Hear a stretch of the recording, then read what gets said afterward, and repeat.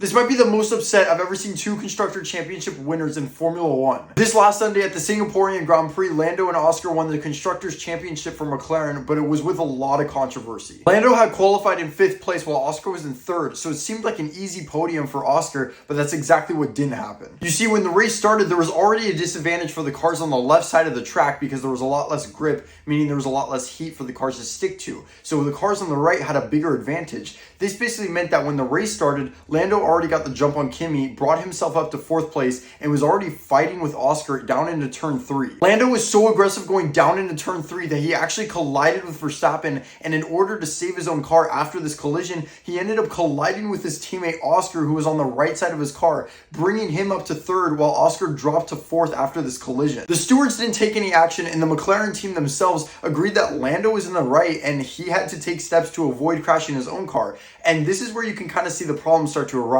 For about a year now, McLaren still refused to choose their top driver for the championship win, instead still following the papaya rules, which is that each driver is treated fairly and one isn't favored for the championship title. There's now this growing suspicion that Lando's the one getting favored in the title fight, even though Oscar's leading the championship standings right now, and he's kind of the reason that they got the Constructors in the first place. You see, when the race finished and the ceremony was happening where all the McLaren staff and the team principals and everyone was celebrating, they didn't even wait for Oscar to get out of his car and get on the stage with him. And sure, he celebrated later, but I think it represents something bigger for the McLaren team. I've said it so many times, but not selecting Lando or Oscar to be your top driver is actively declining the team and causing Max to catch up with them in the standings. But let me know what you guys think about the controversy that's been going on with McLaren, and follow and comment for more content like this.